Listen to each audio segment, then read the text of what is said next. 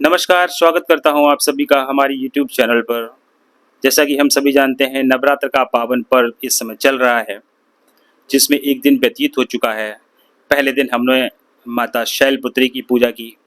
नवरात्रि के दूसरे दिन माँ दुर्गा की नव शक्ति का दूसरा स्वरूप ब्रह्मचारिणी का है। यहाँ ब्रह्म का अर्थ तपस्या से है। माँ दुर्गा का यह स्वरूप भक्तों और सिद्धों को अनंत फल देने वाला है। इनकी उपासना से तप, त्याग, वैराग्य, सदाचार और संयम की वृद्धि होती है। ब्रह्मचारिणी का अर्थ तप का आचरण करने से होता है। देवी के यह रूप पूर्ण ज्योतिर्मय और अनंत भव्य है। इस देवी के दाएं हाथ में जप की माला और बाएं हाथ में ये कमंडल धारण किए हुए हैं। ब्रह्मचारिणी का साधारण अर्थ समझें तो ब्रह्म का अर्थ होता है तप और चरण का अर्थ होता है अनुसरण करना, मतलब जो तप का अनुसरण करे वही है ब्रह्मचारिणी। ब्रह्मचारिणी देवी के कथा के बारे में अगर हम जानें तो पूर्व जन्म में इन देवी ने हिमालय के घर पुत्री के रूप में जन्म लिया था और नारद जी के उपदेश से भगवान शंकर को पति रूप में प्राप्त करने के लिए घोर तपस्या की थी। इस तपस्या के कारण उन्हें तपश्चरणी अर्थात ब्रह्मचारिणी नाम से अभिहित किया गया। 1000 वर्ष तक इन्होंने केवल फल फूल खाकर बिताए और 100 वर्षों तक केवल जमीन पर रहकर शाक पर निर्वाह किया।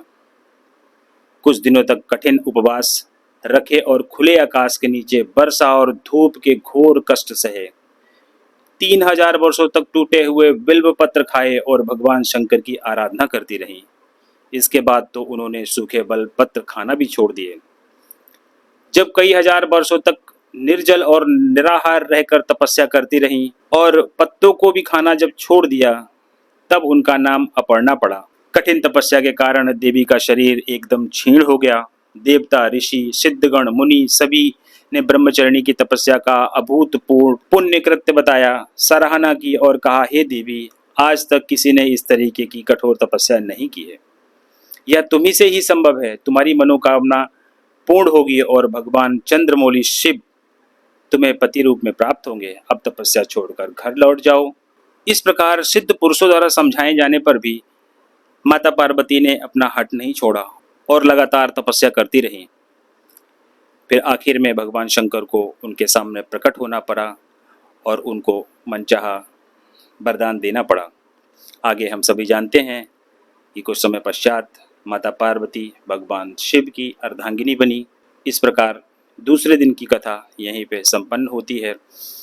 अब जानते हैं कि माता ब्रह्मचारिणी की पूजा विधि क्या है। वैसे तो माता सर्वत्र व्याप्त हैं और माता सब जानती हैं और माँ ऐसी हैं कि अपने भक्तों पर कभी भी नाराज नहीं होती हैं।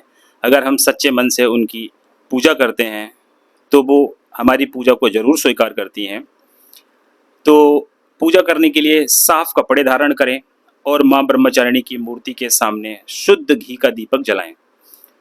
सफ़ेद मोगरा के फूल चढ़ाएं। अगर मोगरा का फूल ना मिले तो कोई और भी सफ़ेद पुष्प जैसे कि गुलाब का पुष्प चढ़ाएं। श्रृंगार की सामग्री चढ़ाएं। लाल कुमकुम का तिलक लगाएं।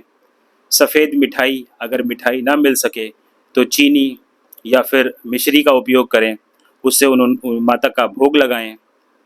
इसके पश्चात माँ दुर्गा के मंत्रों का जाप करें, जो भी आपको आता हो, और अगर आपको बेहतर तरीके से करना है तो दुर्गा सप्तशती का पाठ करें। इस तरीके से सच्चे मन से माता की आराधना करें। माता जरूर हर किसी की कामना पूर्ण करेंगी। इस प्रकार आज ब्रह्मचारिणी द्वितीय दिवस का कथा संपन्न होती है। उम्मीद करता हूँ आप लोगों को पसंद आई होगी। अगर पसंद आई हो तो हमारे चैनल को सब्सक्राइब करें, वीडियो को लाइक करें और इस जानकारी को अपने मित्रों को शेयर करें। वीडियो देखने के लिए बहुत बहुत धन्यवाद।